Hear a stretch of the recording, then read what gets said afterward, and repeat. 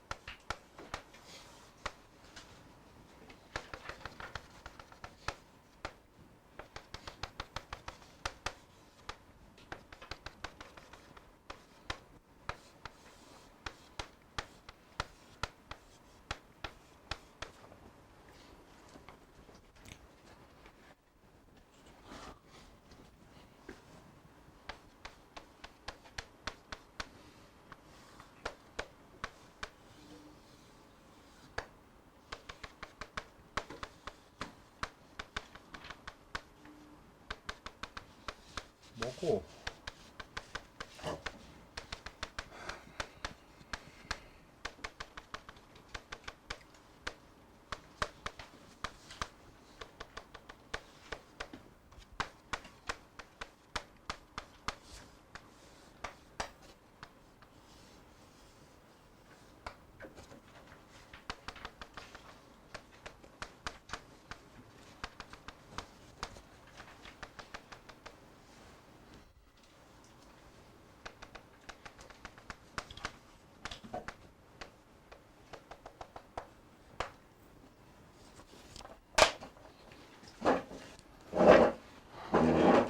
하면 될 것 같네요.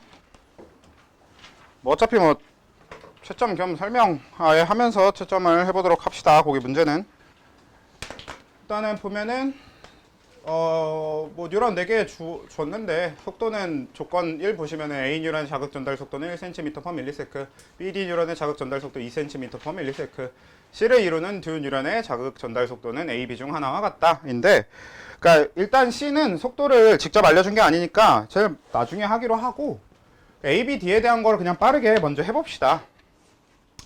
그래서 일단 A한테 있는 지점 A, B, C 이것부터 해보면, 자, A는 1cm/ms 속도니까 여기서부터 여기까지가 몇 초? 2초 걸릴 거고, 그래서 여기까지는 2초 걸려서 도착할 거고요. 여기까지는 총 6초 6초 걸려서 도착하게 되겠죠. 이거 왜 4라고 적었냐? 6이라고 적어야 되는데.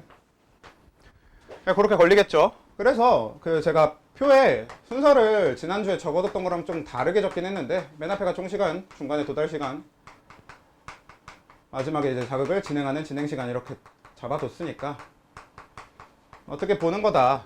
어차피 문제 제일 처음에 주어진 총시간은 5니까 이거는 구분할 필요 없이 전부 다 5가 될 거고, 근데 주어진 총 5초, 5ms 중에서 도달 시간은 아까 여기서 B까지 오는데 2초 걸린다고 했으니까 그게 결국 B까지 도달하는데 걸리는 시간일 거고, C까지 도달하는데 걸리는 시간은 6ms 이렇게 될 겁니다. 뭐 단위는 뭐 굳이 안 적어도 될 것 같아요.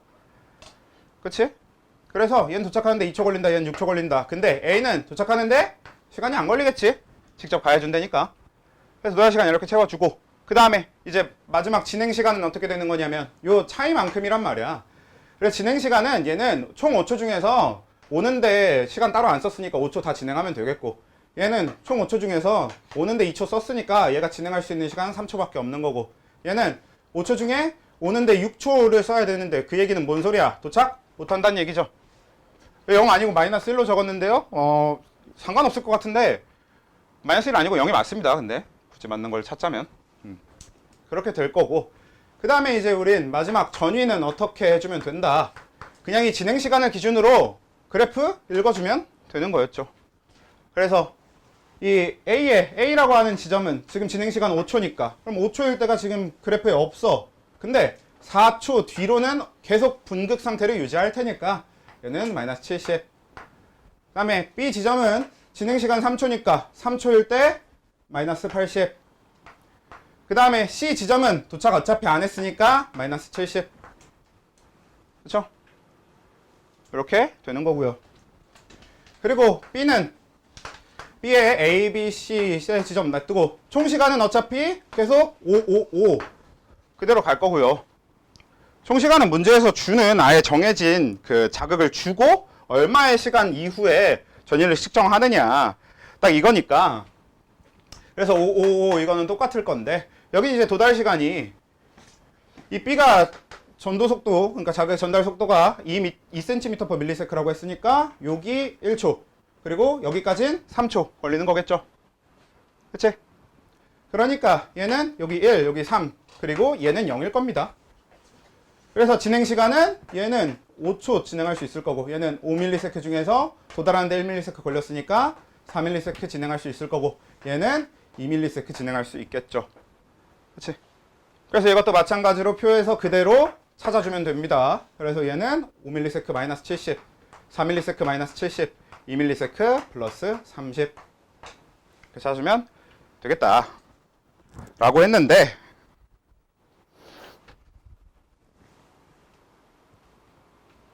그러네.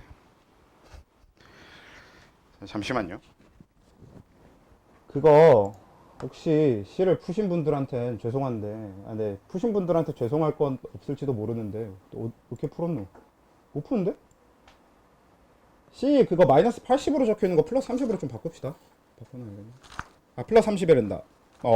몇으로 바꾸지? 마이너스 60으로 좀 바꿔놓읍시다. 그게 마이너스 80일 때가 안 풀리거든?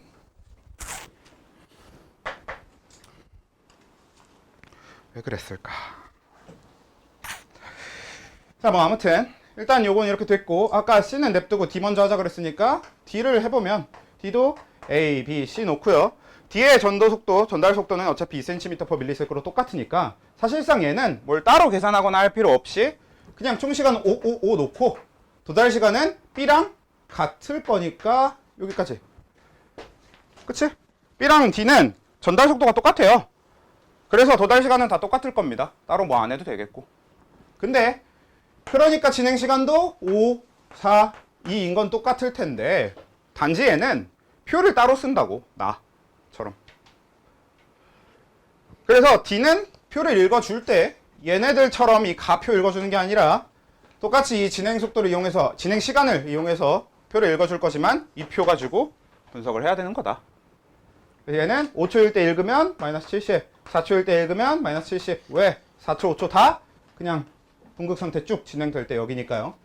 그리고 2초일 때 읽으면 마이너스 80이겠네. 이게 D 표 완성이죠.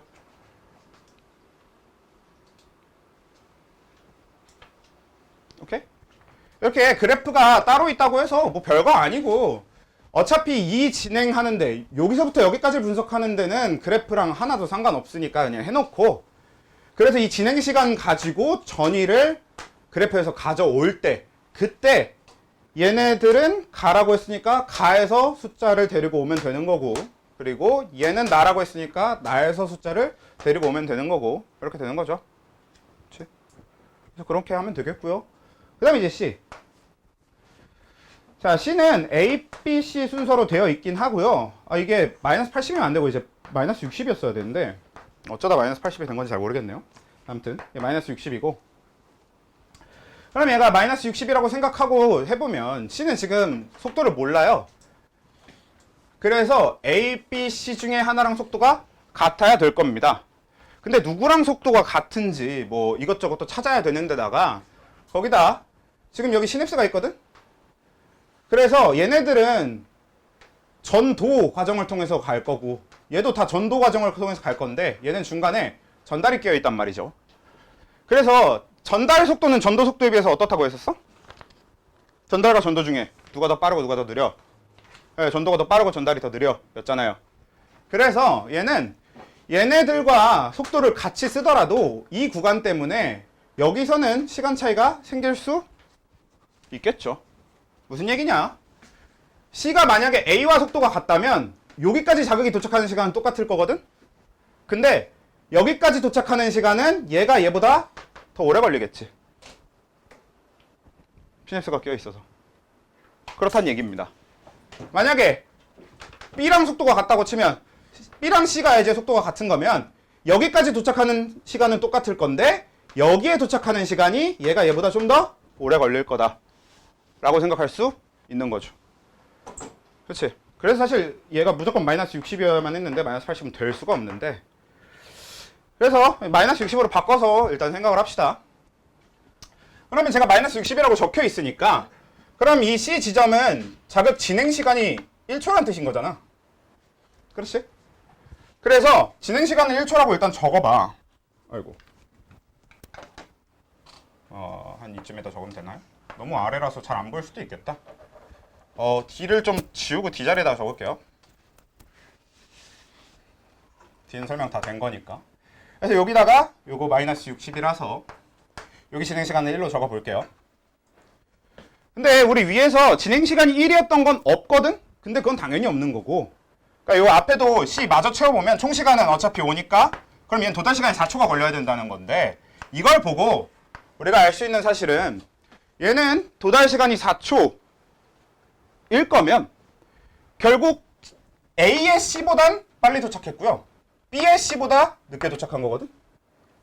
근데 우리 아까 뭐라 그랬냐면 얘는 시냅스의 영향으로 이 지점 기준으로 속도가 같은 애보다 늦게 도착해야 되는 게 맞는 거라고 했잖아. 그러니까 C의 속도는 B와 같은 거겠지. 근데 시냅스 때문에 늦게 도착했구나 라고 유추할 수 있겠죠.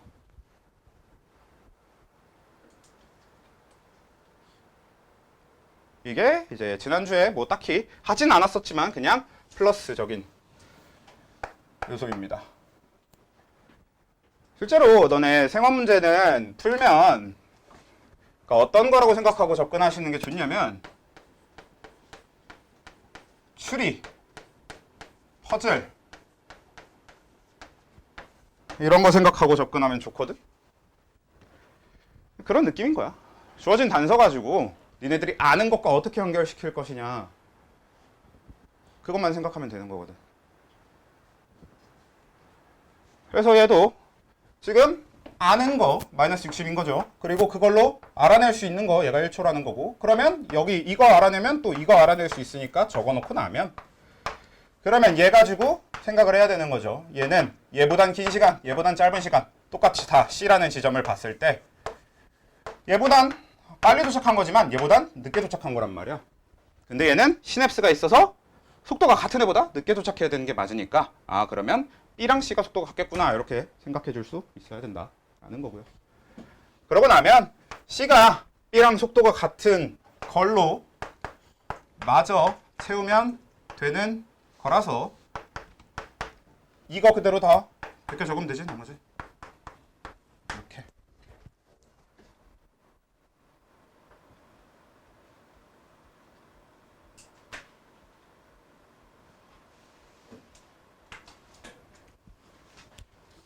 됩니까? 네, 뭐 문제에 오타가 있었던 건 유감이긴 한데 문제 숫자가 잘못 적혀 있었던 건 좀 유감이긴 한데 어차피 C는 설명하려고 넣은 거지 뭐 풀라고 넣은 건 아니긴 한데 생각해보라고 넣은 건데 뭐 그렇고요. 그리고 A, B, D는 아마 좀 맞추셨으면 좋았을 것 같고요. 일단 그렇게 되겠고, 그래서 이제 이번 주 이제 나가야 되는 내용이 근육인데, 일단 근육 진도를 나가기 전에 우리 앞에 뉴런에 조금 더 얘기할 게 있어서 그걸 같이 근육 전에 딱 얘기하고 하면 좋을 것 같은데요. 우리 뉴런에서 전달하고 그래서 전달해서 아니지 전도죠. 전도에서 도약전도 다루면서 마리즘 뉴런이랑 민마리즘 뉴런 다뤘었잖아요. 그래서 이렇게 생겨먹은 요게 있었고, 그 다음에 이렇게 생겨먹은 애가 있었고, 그리고 이렇게 생겨먹은 애가 있어서 이렇게 마리집 있는 애들이 마리집 뉴런이고, 그리고 이런 애들이 민마리집 뉴런이고, 이렇게 나눴었는데, 이 중에 마리집 뉴런은 별로 할 얘기가 없는데, 민마리집 뉴런은 별로 할 얘기가 없는데, 요 마리집 뉴런에서 한 가지 여러분들이 더 알아두면 좋을 부분이 뭐가 있냐면, 일단 얘네들 마리집 하나하나가 그 슈바인 세포라고 하는 세포라고 말씀드렸었잖아요. 그래서 얘네들이 슈바인 세포라고 하는 세포인데 딱히 뭔가 살아서 하는 기능이 있지는 않다. 그래서 살아있는 세포로 볼 필요는 없지만 그냥 세포라는 걸 기억은 해두면 된다. 딱 그냥 그 정도로만 아시면 되는데, 그냥 명칭으로서만 알아두시면 되는데, 근데 그래도 그렇기 때문에 우리가 생각해둬야 될 한 가지가 뭐가 있냐면요, 이 마리집 뉴런들은 그래서 한 개의 뉴런을, 이 마리집들은 한 개의 뉴런을 관찰했을 때 핵이 여러 개 보입니다. 그러니까 핵이라고 하는 게 뭐냐면 지금 요거잖아요. 요거 가운데 있는 이거. 그러니까 핵은 사람 세포, 동물 세포들 기준으로는 모든 세포한테 들어 있어요. 가운데 핵이. 우리가 핵이 있는 세포를 뭐 진핵세포, 핵이 없는 세포를 원핵세포 이렇게 나누기도 하는데, 그 원핵 진핵 구분을 하지 않더라도 어차피 우리가 다루는 대부분들은 다 핵이 있는 세포들일 거라서. 그러니까 사람 얘기하는 거라고 했잖아, 우리. 요 단원, 요 생원에서 여기 주로 하게 될 얘기는 다 사람 얘기를 하는 거기 때문에 그냥 세포에는 핵이 있어, 일단 이렇게 생각하고 그냥 진행하면 되거든요. 그래서 세포마다 핵이 있어야 될 건데, 민마리집 뉴런은 그래서 보면 얘는 여기 들어있는 이 핵 하나가 끝이거든. 그리고 마리집 뉴런 쪽도 이 핵 중에서 작동을 제대로 하는, 그러니까 일을 하는 핵은 여기 하나, 얘도 여기 하나, 이게 끝인 겁니다만, 근데 그래도 지금 나머지 있는 요 마리집들 하나하나가 다 세포라서 핵을 관찰할 수 있습니다. 그러니까 그냥 현미경으로 보일 때 핵이 여러 개 보인다라는 얘기야. 그래서 우리가 현미경으로 마리집 세포를 관찰하게 되면 핵을 여러 개 관찰할 수 있다라고 하는 걸 기억을 해둬야 되고, 그리고 이걸 이 시점에 얘기한 이유가 뭐냐면 이건 근육도 마찬가지입니다.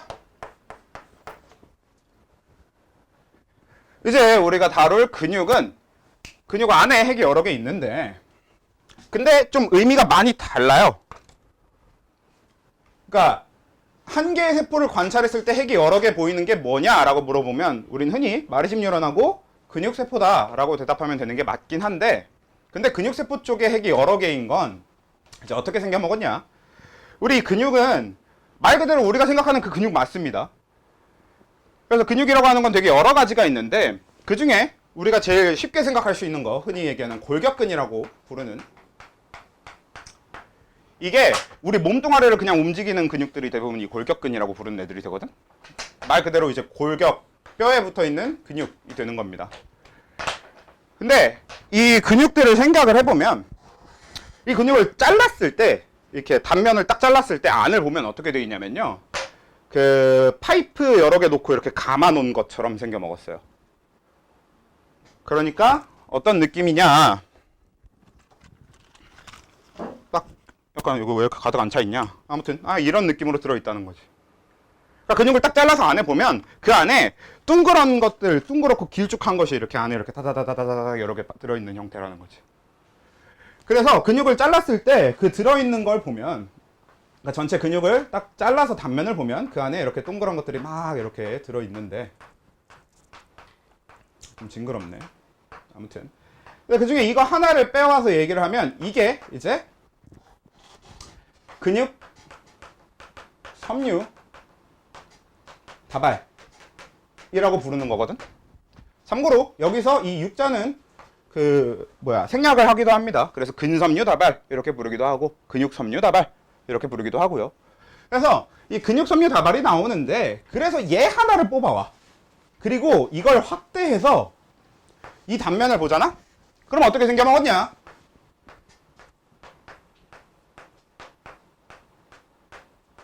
이렇게 생겨먹었습니다. 그러니까 그냥 얘랑 똑같아. 똑같이 그냥 여러 개 이렇게 묶어놓은 형태가 되거든? 그래서 이거 하나를 뽑아보면 얘 이름은 뭐냐? 네, 근육 섬유예요. 생각해 볼 수 있잖아. 왜? 근육 섬유 다발이면 근육 섬유가 다발로 있는 거잖아. 그래서 그 중에 다발 중에 하나 뽑아오면 그게 근육 섬유인 거지.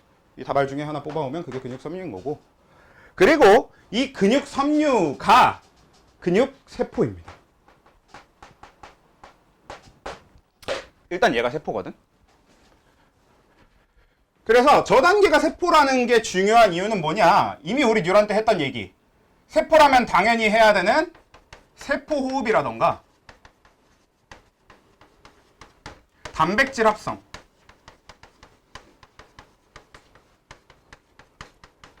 우리가 이런 걸 합쳐서 뭐라고 얘기했었냐면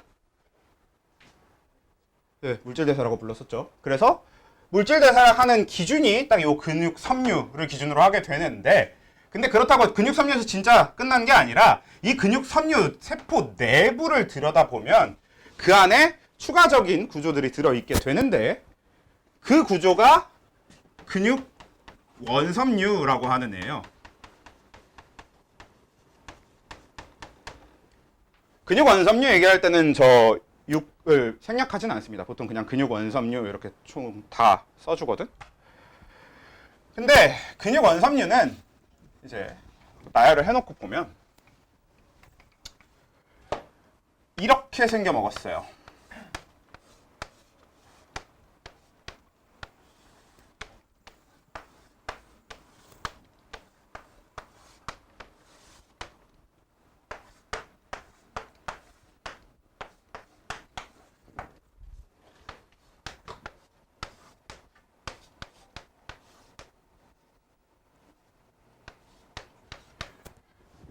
그러니까 이거는 아까 저걸 보는 건 팔을 이렇게 잘라서 이렇게 쳐다본 단면이거든. 그러니까 내가 이렇게 잘라서 여러분들한테 딱 들어서 보여줬을 때 그렇게 본 단면이라면, 근육 원섬유는 이건 이제 어떻게 본 거냐? 이걸 이렇게 가른 거지. 세로 가로가 되게 애매하네요. 세로로 갈랐다고 하면 되려나 이 정도면? 그렇지? 세로로 갈라서 보는. 그렇게 단면을 봤을 때는 이런 형태로 구조가 보이는 게 근육 원섬유라고 하는 애가 됩니다. 근데 근육 원섬유 얘기를 많이 할 거고 이쪽이 더 중요한 얘기긴 한데, 그래도 근육 섬유 얘기를 먼저 계속 마무리를 해보면 얘는 이런 식으로 쭉 연결되어 있거든. 그러니까 여기에 뒤에 또 이렇게 오고요. 그러니까 이 구조가 반복되는 느낌인 거지. 여기서부터 여기까지가 반복되는 느낌으로 계속 쭉 길게 연결되어 있는데 이게 단백질이에요. 그건 아마 여러분들이 대충 알고 있을 거야. 왜? 우리 흔히 근육은 단백질로 되어 있는 거 많이 얘기하잖아. 그래서 이게 단백질로 되어 있는 건데 얘는 실처럼 길게 이어진 그런 섬유입니다. 이름 자체가 근육 원섬유, 섬유잖아. 그래서 단백질로 만들어진 실이 쭉 길게 이어져 있어야 되는데 그게 세포 안에 들어있어야 돼. 그래서 이 근육 섬유, 세포 안에 이런 길쭉한 실이 쭉 들어있을 수 있게 이 근육 섬유들은 어떻게 생겨 먹었냐? 원래는 세포들이 길게 이어져 있으려면 이렇게 세포,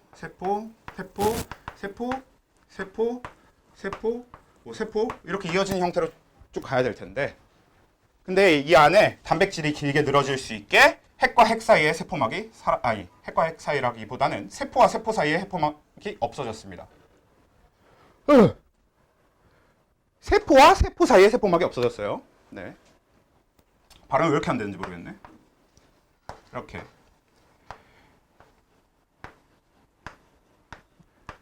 그래서 이걸 그 현미경으로 관찰해 보면 어떻게 되냐면 그냥 길쭉하게 있는데 세포 구분도 하나도 없고, 근데 핵만 이렇게 띄엄 이렇게 들어있어. 그래서 사실상 이건 보기에 어떻게 보이는 거냐면 굉장히 긴 세포인데 안에 핵이 그냥 여러 개 들어있는 것처럼 보이는 거지. 그래서 이런 식의 구조를 우리가 뭐라고 하냐면 다핵성 세포라고 합니다. 다핵세포, 이거는 요거 생략 가능하니까. 그래서 다핵세포 내지는 다핵성 세포라고 하는데 그냥 말 그대로야. 다 많은 거야. 그래서 핵이 많이 들어있는 세포라는 뜻인 거죠. 그래서 얘는 구조상 기능을 위해서 진짜로 기능을 하는 핵들이 여러 개 들어있는 다핵세포라서 핵이 여러 개 관찰되는 거고, 아까 얘기했던 마리즘 뉴런은 사실 그 중에서 진짜 작동하는 핵은 하나밖에 없지만 그래도 현미경으로 봤을 때 핵 자체는 여러 개 관찰할 수 있다. 이런 얘기인 거고. 그래서 얘기의 결은 좀 다르긴 한데 그래도 핵 여러 개 관찰할 수 있다. 이 사실은 되게 중요한 사실이고요. 그리고 근육 섬유는 근섬유는 이렇게 되어 있다. 그리고 왜 이 근섬유 파트, 이 근육 파트를 자극의 전달 바로 뒤에 연달아서 배우게 되냐면 이 근섬유 표면에 뉴런의 축삭 말단이 붙어 있는 거야.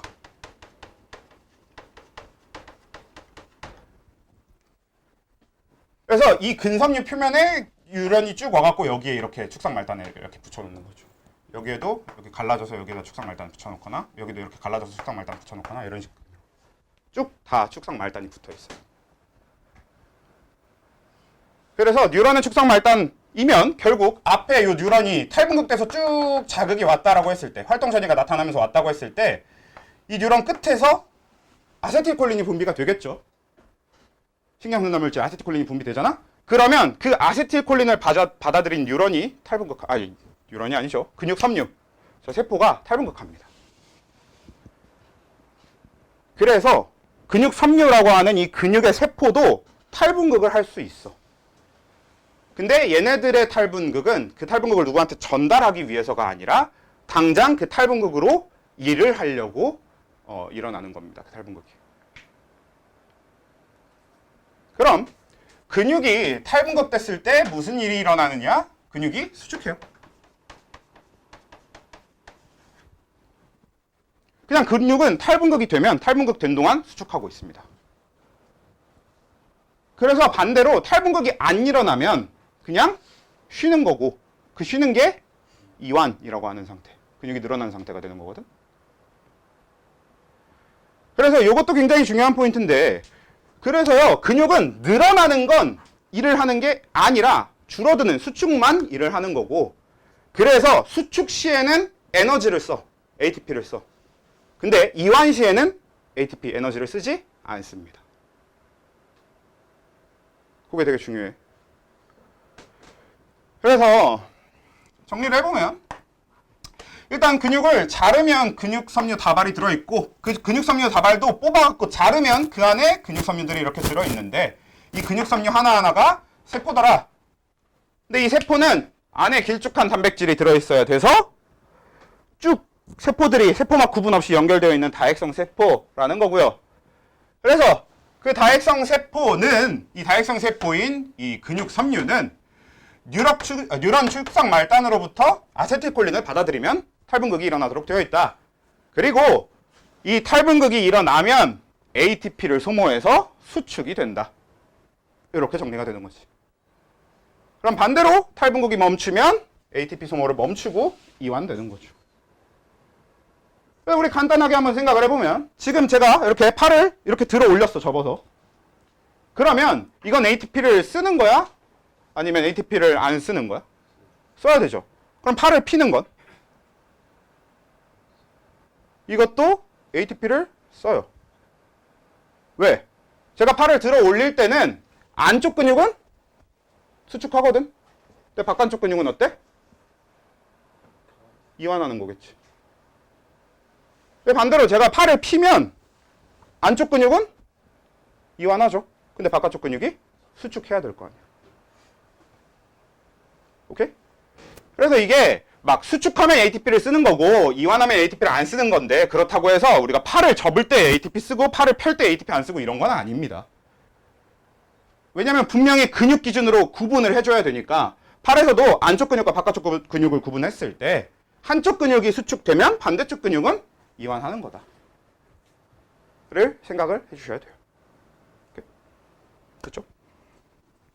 그러면 이제 근육 섬유에 대한 설명은 끝이고 뭔가 근육과 관련된 단순히 이론에 해당되는 내용은 저걸로 끝이긴 한데 뭐 이제부터 얘기할 근육 원섬유는 뭐 이론도 이론인데 사실 용어의 나열에 가깝기도 하고요. 그리고 문제풀이에 쓰이는 게 더 핵심이긴 하고 그래서 얘기를 해보면 그럼 이게 이제 쭉 연결된 형태가 근육 원섬유라고 아까 얘기를 했었으니까 근데 그 쭉 연결된 게 요 형태가 반복되는 느낌이다 라고 말씀드렸었잖아요.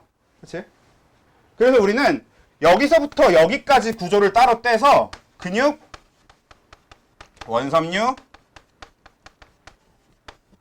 마디라고 불러요. 그래서 이 마디들이 계속 반복되는 식으로 연결되어 있다. 이렇게 되는 거죠. 그래서 이 근육 원섬유 마디가 반복되는 느낌이라면 우리는 이 근육 원섬유 마디 기준으로 많은 걸 얘기하게 될 텐데, 일단 첫 번째, 지금 이 바깥을 둘러싸고 있는 섬유하고 이 안에 들어있는 이 섬유는 종류가 서로 다른 섬유입니다. 그래서 얘네들이 좀 굵직한 섬유라서 잘 보이고, 이 두 섬유는, 이 서로 종류가 다른 두 섬유는 되게 얇은 섬유들로 이렇게 연결되어 있어요. 근데 얘네들은 얇은 섬유고 잘 보이지도 않기 때문에 이름도 없고 따로 그리지도 않을 겁니다. 근데 지금 그려놓은 얘네들은 중요한 섬유라서 일단 명칭이 있는데요.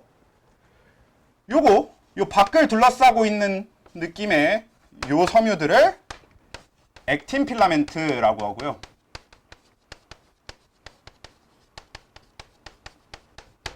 그리고 안에 들어있는 이 섬유가 마이오신 필라멘트라고 하는 애입니다.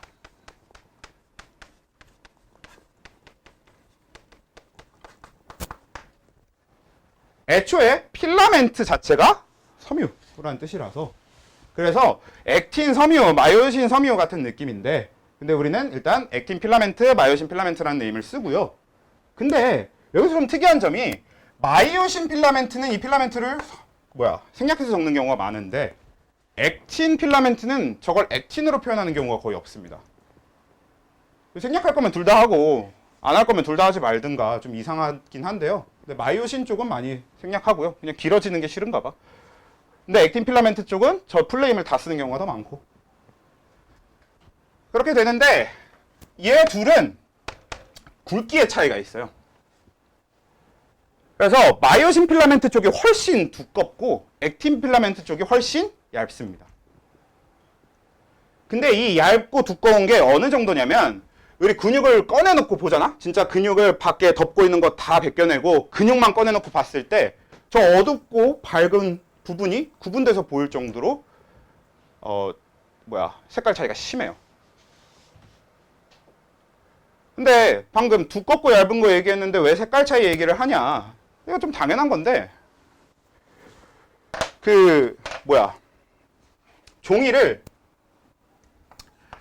종이가 되게 얇은 막 한지 같은 종이라고 해봅시다.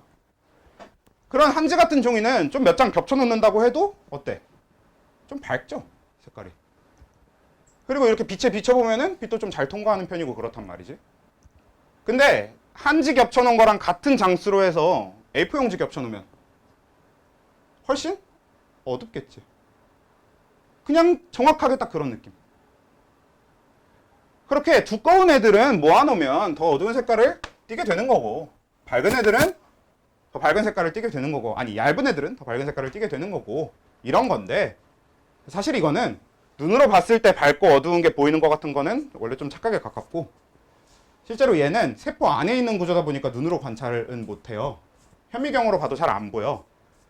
근데 이런 걸 관찰하기 위해서 우리 전자현미경이라는 걸 쓰거든.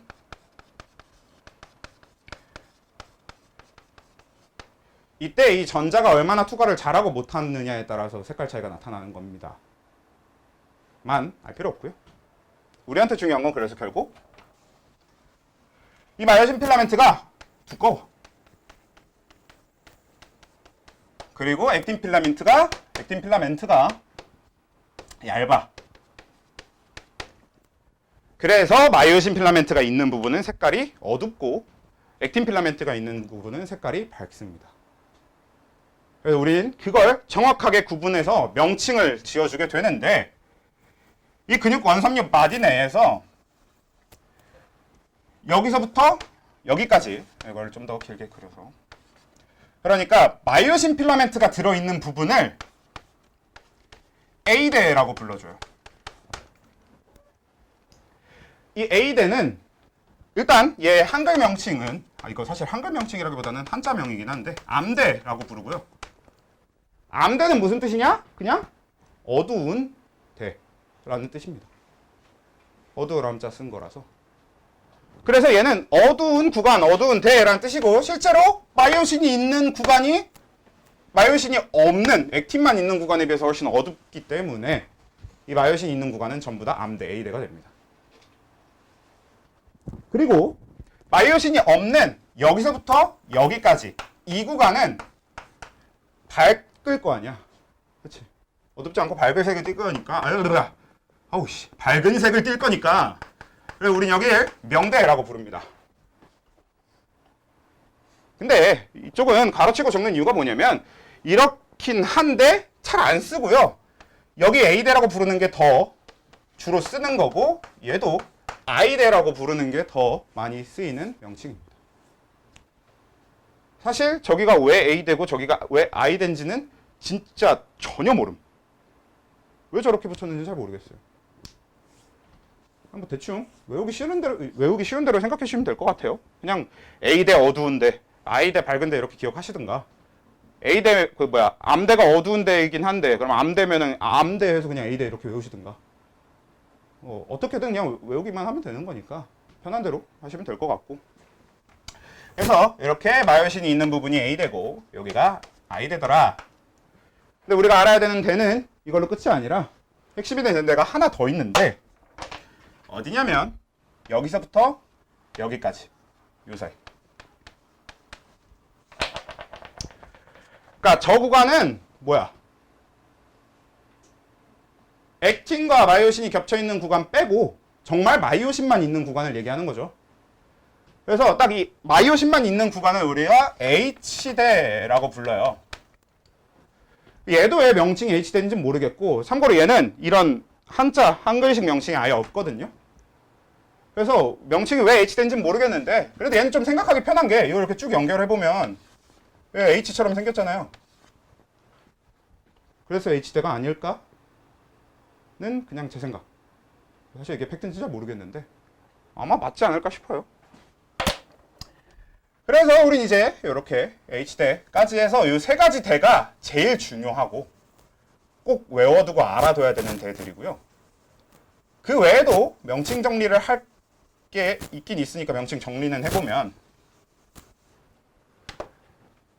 자, 여기 지금 여기 구간, 그러니까 요 구간은 뭐냐면 이쪽 마디와 이쪽 마디를 연결해주는 중간 연결 부분이잖아.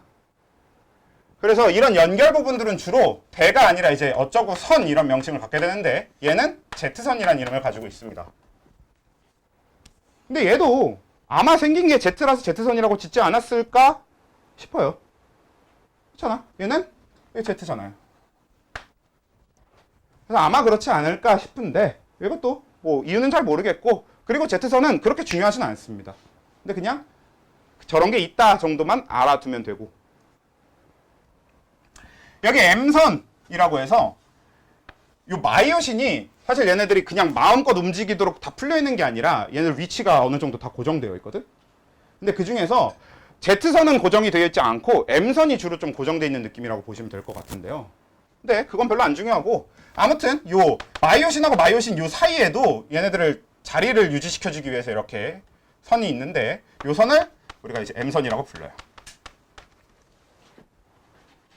얘는 아마도 중앙선이 아닐까 싶습니다. 뭐 계속 얘기하는 거지만 왜 M선인지 이유는 모르겠는데 아마 중앙선이 맞지 않을까 싶어요. 미들이 맞지 않을까 싶은데 아무튼 그렇고요. 그래서 M선하고 Z선은 이따 얘기할 때 얘기가 나올 거니까 정리는 해드리는데, 우리한테 막 외워야 되고 중요하고 막 너무 중요해서 막 그런 거는 없고요. 우리한테 너무 중요한 건 일단 이 세 개입니다. A대, I대, H대. 얘네들이 왜 너무 중요하냐면, 일단 우리 생각을 좀 해봅시다. 근육이 수축하거나 이완하는 게 근육이 주로 해야 될 일이잖아. 그치? 그러면 근육이 수축하고 이완하는 과정 중에 이 근육 원섬유 마디, 그러니까 이 근육 원섬유 전체가 수축하고 이완할 거거든요. 그랬을 때 A대와 H대와 I대의 길이가 어떻게 변하는가가 우리가 얘기할 주요 주제라서 그래. 근데 근본적으로 마이오신 필라멘트와 액틴 필라멘트, 이 두꺼운 단백질 요 필라멘트들은 이 단백질 섬유들은 절대로 길이가 변하지 않습니다. 그러니까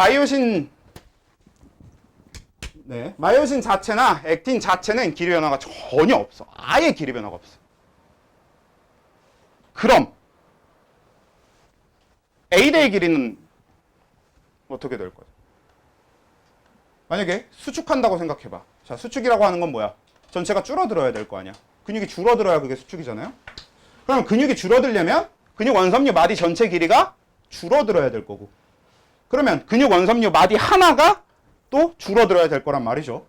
근데 그런 와중에도 절대로 이 섬유들의 길이 변화는 없어야 되거든. 그럼 일단 A대의 길이는 어떻죠?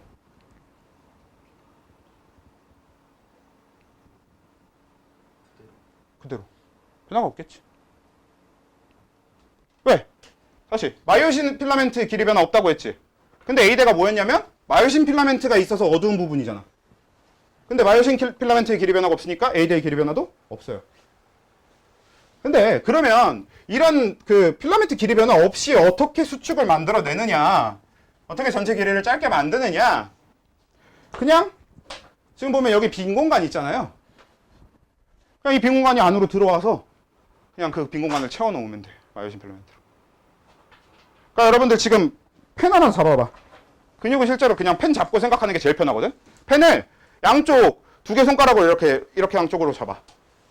그런 다음에 얘가 그 손부터 반대쪽 손 끝까지가 마디 길이라고 했을 때 얘가 수축할 방법이 뭐라고?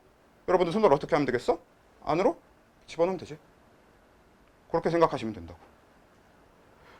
근육이 이런 방식으로 수축한다라고 하는 이론을 활주설이라고 불러요. 뭐 이거는 뭐 한자 얘기를 해줘도 별로 이렇게 와닿지 않을 수도 있는데, 미끄러져서 이동하는 설 이렇게 부르거든. 근데 뭐 굳이 뭐 그냥 활주설이라고 외워도 되고, 애초에 그 활주로 그 활주를 그대로 따온 거니까. 그래서 이런 활주설에 의해서 줄어드는 이런 형태일 때 이 빈 공간으로 들어가는 형태다인데, 지금 그렇게 손으로 잡고 생각을 한다고 하면서 그럼 A대와 H대와 I대의 길이 변화를 한번 생각해 봅시다.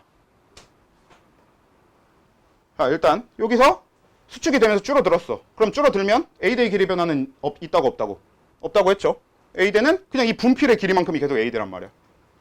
이 마이오신 길이만큼이 계속 A대니까 A대는 길이 변화가 없는데, H대는 길이 변화가 어떻게 되죠? 아니, I대부터 할까요? I대 길이 변화가 어떻게 될까요? I대는 줄어들겠지. 왜? I대는 어디냐면 이렇게 손을 잡았을 때 여기잖아. 여기 분필이 없는, 손만 있는 여기. 그렇죠? 그러니까 여기는 이렇게 들어가면 줄어드는 거 맞잖아. 잘 안 보이면 여러분들이 펜 잡고 해보시면 돼요. 실제로 이건 학교 문제 풀 때도 펜 잡고 이렇게 해보는 거 되게 도움이 될 수 있어요. 그래서 그렇게 하시면 되고, 그래서 I대는 줄어들 거고, 그리고 H대도 마찬가지로 줄어들지. 왜? H대는 지금 여기 보시면 제 손하고 제 손 사이에, 여기 분필 위에 손하고 손 사이에 여기 공간이잖아요. 여기. 근데 전체가 수축하면 여기 줄어드는 거 맞죠? 그렇게 생각해 주시면 되거든요. 근데 이게 그림 자체로 생각해 주는 게 되게 중요해. 나중에 이제 문제를 풀면 그림 자체를 생각해 보는 게 되게 중요한데, 잠깐만. 동의 백장을 놔주시면 안 되지. 네, 저거 자체를 생각하는 게 되게 중요한데, 저거를 좀 구체적으로 설명을 하기 위해서 지금 그림, 이게 주로 나오게 되는 실제 그림에 가깝다고 하면, 여러분들이 문제를 풀면서 보게 될 마디는 주로 이렇게 생겨 먹었거든. 그냥 그리기도 편하고 좀 보기도 편하게 Z선을 대충 뭉개고 이렇게 생겨 먹은 걸로 주로 많이 그립니다. 그래서 가운데 이게 마이오신 필라멘트고 여기 액틴 필라멘트. 그래서 이쪽이 한쪽 Z선, 이쪽이야 또 한쪽 Z선. 이렇게 놓게 되는데, 그 실제로 그렇냐 아니냐는 중요하지 않고, 적어도 우리가 풀게 될 문제들을 기준으로는 근육이 다 어떻다라고 되어 있냐면, 근육들은 전부 다 M선을 기준으로 대칭이라고 나옵니다. 그리고 문제에 적혀 있진 않지만 당연히 또 같이 생각해 줘야 되는 게 M선 기준만 대칭인 게 아니라 Z선 기준으로도 다 대칭이라고 생각하고 우리 문제를 풀게 될 거거든. 무슨 얘기냐면 요 선을 기준으로 했을 때 근육이 전체적으로 대칭이어야 되고 요 가운데 선을 기준으로 했을 때도 전체적으로 대칭이라고 생각하고 하면 된다고. 그러면 자 이렇게 됐을 때 마디 전체를 주로 이제 마디한테 쓰는 기호는 X를 주로 쓰고요. 근육원 섬유 마디를 그냥 X라고 표현을 많이 하거든요. 그래서 자 X가 이 마디가 수축을 하면서 X의 길이 변화가 마이너스 1 마이크로미터만큼의 길이 변화가 생겼다고 해봅시다. 얘네들은 다 작기 때문에 단위를 마이크로미터를 쓰긴 하는데 마이크로미터가 뭐 띠꺼우면 그냥 지우고 생각하셔도 돼요. 어차피 그 단위 자체가 그렇게 크게 중요한 건 아닙니다. 그래서 이 마이크로미터라고 하는 그냥 단위를 기준으로 마이너스 1만큼 그러니까 전체 길이가 1만큼 줄어들었다라고 했을 때 뭐 그러니까 2.0이었던 애가 뭐 아니죠 3.0이었던 애가 2.0으로 된다던가 이렇게 1만큼 줄어들었을 때 자 일단 A 되는 길이가 어떻게 돼요? 네 아까 얘기했다시피 변화 없어요. 자 그러면 뭐부터 할까? I대부터 할까? I대의 길이는 얼만큼 변하게요?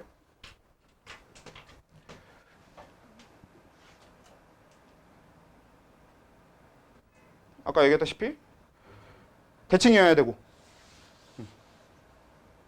그리고 활주설에 의해서 길이가 변한다를 가지고 생각을 해보면 0.5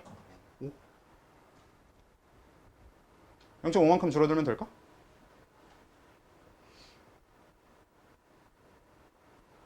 봐봐 여러분들이 생각하기에 지금 여기서부터 여기까지가 얼마나 줄어들 건지를 한번 생각을 해보자. 자, 이 전체가 1만큼 줄어들려면 결국 방법은 이쪽 끝도 0.5만큼 안으로 들어오고 이쪽 끝도 0.5만큼 안으로 들어와야 전체를 1만큼 줄일 수 있겠지. 그래야 대칭이면서 전체 길이가 1만큼 줄어들 거 아니야. 그래서 이쪽이 0.5만큼 줄어들 거 맞고 이쪽도 0.5만큼 줄어들 거 맞거든? 그쵸?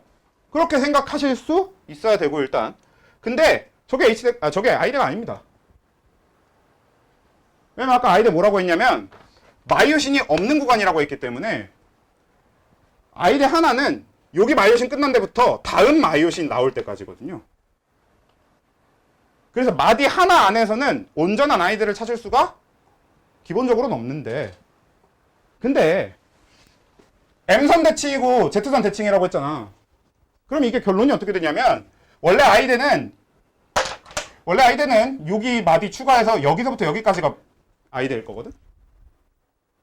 근데 여기서부터 여기까지가 원래 I대여야 되는데 근데 결국은 얘가 I대의 절반인 건 맞고 그리고 얘도 I대의 절반인 건 맞고 그리고 이 길이는 결국에 얘랑 같을 거 아니야. 왜? 대칭이니까. 대칭이라서 얘 길이가 같을 거고요. 얘 길이랑 같은 거잖아. 그래서 우리가 마디 하나 안에서 I대를 찾는다 하면 어떻게 찾으면 되냐면 이거 더하시면 I대 하나라고 생각하시면 됩니다. 오케이? 그래서 근육 여기를 전체가 1만큼 줄어든다고 하면 I대도 똑같이 1만큼 줄어드는구나 해두시면 되겠고 그리고 H대는 어떻게 될까?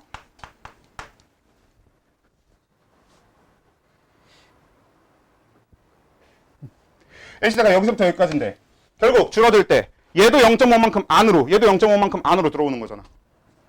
그러면 그 사이인 H대도 결국 양쪽에서 0.5씩 줄어들어서 총 1마이크로미터씩 줄어들겠지. 그래서 얘도 빼기 1마이크로미터가 될 거죠.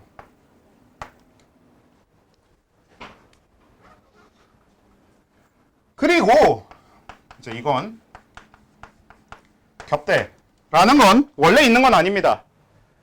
원래 존재하는 건 아니고 정식 명칭도 하나도 없어. 근데 여러분들이 풀게 될 문제에서 다들 당연하게 물어볼 대라서 그냥 제가 설명을 위해서 명칭을 정해둔 건데 겹대라고 부를 거예요. 원래는 이걸 플레임으로 적으려면 뭐라고 해야 되냐면 마이오신 필라멘트와 액틴 필라멘트가 겹치는 부분이라고 적어야 돼요. 불편하잖아. 그래서 일단 우리는 그냥 설명할 땐 겹대라고 그걸 표현하도록 하겠습니다. 그러니까 어딜 얘기하는 거냐? 여길 얘기하는 거지. 그래서 이 겹대도 만약에 원래 I대 생각하는 것처럼 얘랑 얘랑 합쳐서 표현할 거면 뭐 이것저것 생각을 해줘야 되긴 하겠지만 일반적으로 우리가 풀게 되는 문제에서는 겹대는 한쪽만 얘기하거든. 한쪽만 가지고 얘기하는 게 기본이에요. 그래서 우리도 한쪽을 기준으로 일단 생각을 해둘 건데 그러면 한쪽 겹대, 저 마이오신과 필라멘트가 겹치는 부분은 어떻게 될까? 늘어나야 되겠지. 얼만큼? 0.5만큼.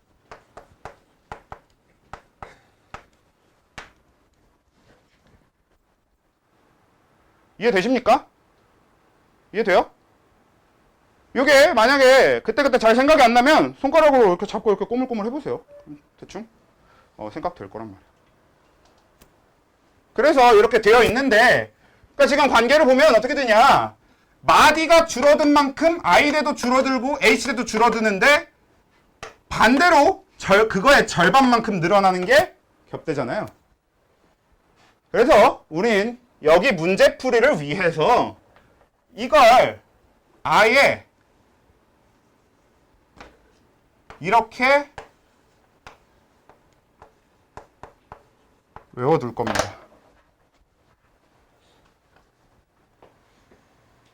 사실 그냥 숫자 상태로 이해를 해도 돼. 오히려 저 알파를 넣는 바람에 이해가 잘 안 되는 애들이 있다고 뭐 그러더라고. 근데 결국 숫자에서 확인했었던 그 관계를 알파라고 하는 미지수로 바꿔서 그냥 똑같이 적용시켜 놓은 것 뿐이에요. 근데 왜 굳이 저렇게 하느냐?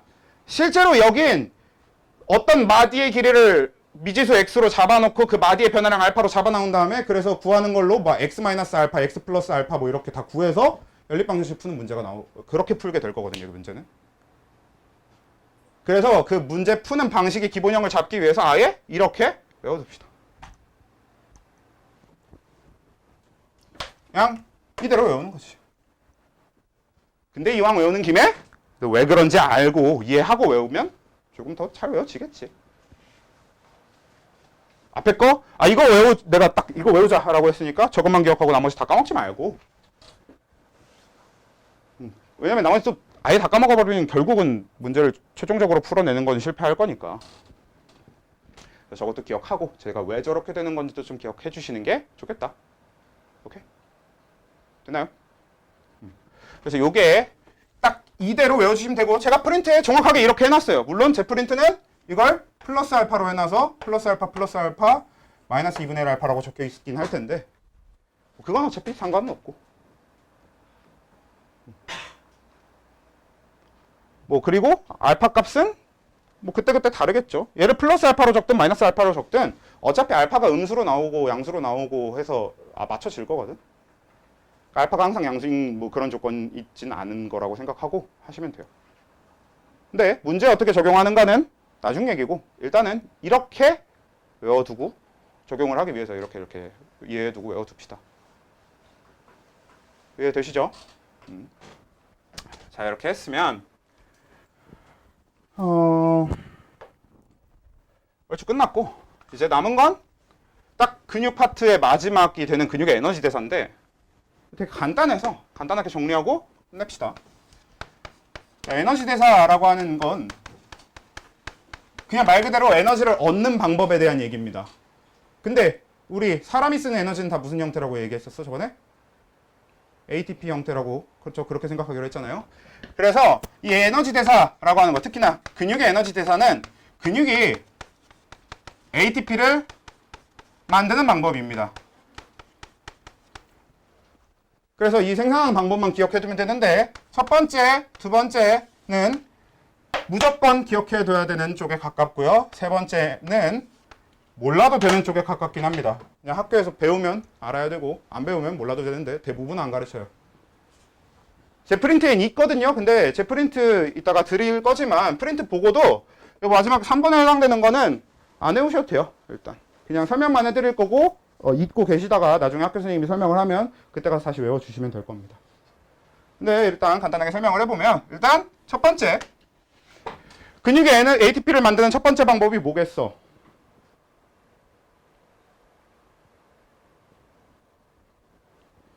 뭐야? 세포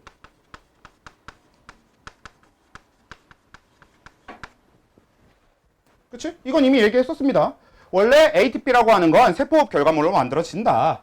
이 얘기를 언제 했었냐면 그렇기 때문에 나트륨 칼륨 펌프는 멈추지 않고 작동하는 거였지. 그래서 세포호흡을 통해서 ATP를 만들어. 그건 근육도 마찬가지야. 근데 왜 얘는 2번, 3번 이렇게 ATP를 만드는 과정이 추가로 있냐면 우리 몸에서 ATP를 제일 많이 쓸 테니까. 그것도 길게 ATP를 많이 쓴다는 느낌보다는 특정 시점에 폭발적으로 ATP를 많이 필요로 할 때가 있으니까. 간단하게 예를 들어서 자 포도당 한 분자, 포도당 한 개 분해하는데 그러니까 세포호흡 한 번 하는데 1초가 걸린다고 쳐봅시다. 원래 이러면 큰일 나는데 그냥 대충 예를 드는 거예요. 근데 내가 지금 하는 운동이 1초에 30 ATP를 써야 돼. 아니 40 ATP를 써야 돼. 근데 포도당 한 분자로 만들 수 있는 ATP가 30 ATP야. 다 그냥 숫자도 러프하게 잡은 겁니다. 절대 뭐 정확한 숫자는 아니고 그냥 예를 든 거야. 그러면 이렇게 된다고 하면 우린 저 10 ATP 모자라잖아. 그럼 어떡할 거야? 안 할 거야? 뭐 안 하면 안 되겠죠. 저 상황이 그냥 운동하는 상황이면 그 운동은 그냥 안 하면 될 것 같은데 만약에 막 뒤에서 막 사자와 호랑이 이런 게 쫓아와. 근데 ATP 모자라다고 멈출 거 아니잖아요. 그렇지? 그러면 얘네들은 어떻게 해서든 이 모자란 ATP만큼을 채워야 되니까 이런 ATP 생산하는 방법을 추가로 갖게 되는데 그 중에 두 번째 해당하는 게 뭐냐? 젖산 발효라고 하는 겁니다. 젖산 발효라는 표현까지 완벽하게 알 필요가 있고 없고도 이것도 3번처럼 학교마다 좀 달라요. 이걸 젖산 발효까지 구체적으로 가르치는 경우가 있긴 있는데 근데 젖산 발효라는 명칭을 모른다고 하더라도 뭐는 알아야 되냐면 이게 무산소 호흡이에요. 그러니까 원래 이 세포호흡이라고 하는 게 산소를 소모해서 하는 산소 호흡이고요.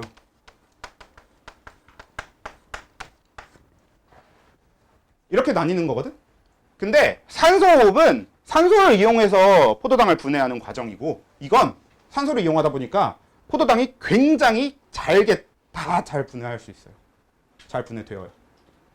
그래서 포도당에 있는 에너지를 싹싹 다 긁어서 뽑아낼 수 있는 그런 과정이라면 젖산 발효는 산소가 없이 일어나는 호흡이다 보니까 포도당에 들어있는 에너지 중에서 극히 일부만 뽑아서 쓸 수 있습니다. 실제 에너지 효율 차이가 어떻게 되냐면 얘는 포도당 한 분자당 32 ATP를 얻고요. 얘는 포도당 한 분자당 2 ATP밖에 못 얻습니다. 효율 차이는 진짜 심각하거든? 근데 어떻게? 당장 급한데. 그래서 근력 운동을 해야 살이 빠지는 겁니다. 유산소 운동하면 살이 빠진다에 그 말에 완전히 근거가 없는 건 아닌데 사실상 구라에 가까워요. 아무튼 그래서 여기 젖산 발효라고 하는 게 무산소 호흡인 건데 여러분들이 이 젖산 발효라는 명칭을 배우지 않아도 결국 뭐는 알아야 되냐면 무산소 호흡으로 ATP를 충당한다. 근데 그 결과 만들어지는 물질이 젖산이에요. 어차피 여기 이건 알아야 돼. 그러니까 젖산 발효라는 명칭 그냥 알아두면 좋지 뭐. 그리고 저 젖산이 뭐냐면 우리 근육에 쌓이는 피로 물질입니다. 저게. 근육의 통증을 느끼는 주 이유가 되는 거지. 그리고 저 젖산은 근육의 통증에만 해당되는 게 아니라 저 젖산 발효라고 하는 발효는 어디서도 뭐 할 때도 만들어 쓰이냐면요. 지금 김치 발효하는 거예요. 그래서 김치 발효할 때 젖산균이 들어가거든요. 그러니까 간단하게 생각해 보면 뭐냐? 니들 팔에 근육 뽑아다가 김치 담그는데 넣으면 김치가 잘 숙성됩니다. 물론 그러면 안 되겠지만. 그리고 세 번째는 뭐냐면 크레아틴 인산이라고 하는 거거든. 이건 진짜 대충만 알아두시면 되는데 이 크레아틴이라고 하는 물질은 노폐물을 버리기 위해서 있는 그런 거야. 그러니까 간단하게 뭐라고 생각하시면 되냐면요. 여러분들은 잘 모를 수도 있나? 그래도 대충 이제 알 텐데. 약간 종량제 쓰레기 봉투 같은 느낌으로 생각하시면 됩니다. 근데 이 크레아틴은 그 종량제 쓰레기 봉투 중에서 어떤 거냐면 우리 마트에서 봉투에 물건 담아달라 그러는데 거기서 이제 그냥 일회용 봉투 드릴까요? 종량제 봉투 드릴까요? 이런 거 물어본단 말이야. 보통 편의점에서 물어보긴 하는데 종량제 봉투 달라 그러면은 그 봉투가 그 쓰레기 봉투를 주는데 이게 손잡이 달린 거 준단 말이에요. 본 적 있잖아. 그렇지? 크레아틴이 약간 그런 느낌이야. 그래서 어떻게 되는 거냐면 나중에 쓰레기를 담아서 버릴 거긴 한데 그 전에 뭔가 딴 유용한 데 써먹는 그런 게 약간 크레아틴이라는 애거든. 그래서 얘는 나중에 쓰레기를 담아서 버릴 거지만 그 전에 얘한테 뭘 해두냐면 이 인산이라고 하는 걸 붙여둬. 그럼 얘가 어떻게 되냐? 그냥 인산이라고 하는 걸 붙여두다가 얘가 옆에 인산이 필요한 애가 생기면 이 인산을 옮겨 붙여줍니다. 근데 인산이 두 개만 붙어있는 물질을 ADP라고 부르고요. 인산이 세 개 붙어있는 걸 ATP라고 부르거든요. 그래서 우리는 이 ATP가 에너지라고 했잖아. 이게 어떻게 되는 거냐면 요게 이제 인산이 두 개만 붙어 있었는데 여기다 인산 하나 더 붙여서 에너지를 저장해 놨다가 그 에너지 끊어갖고 그 인산 붙어있던 에너지 꺼내 쓰는 거거든. 왜냐면 두 물질이 서로 떨어져 있는데 그걸 붙여 놓으려면 그게 에너지가 들 거 아니야. 그러니까 그만큼을 저장했다 꺼내 썼다 저장했다 꺼내 썼다 이렇게 하는 거지. 그게 우리가 ATP를 사용하는 건데, 그래서 우리 지금 당장 ATP가 필요해서 이걸 쓰잖아? 그러면 바로 크레아틴 인산에 있던 여기 붙어있던 인산을 여기다 옮겨 붙여. 그럼 바로 다시 ATP가 됩니다. 이렇게 빠르게 ATP를 충당하는 방식이 크레아틴 인산에 의한 방식이다는데, 아까 말씀드렸던 것처럼 이건 그냥 한번 들어두는 내용에 가깝고 뭐 우리 프린트에서도 쪽지에서도 아예 안 외우셔도 된다. 근데 나머지 이 앞에까지는 다 외워두시면 되겠고, 수업은 여기까지가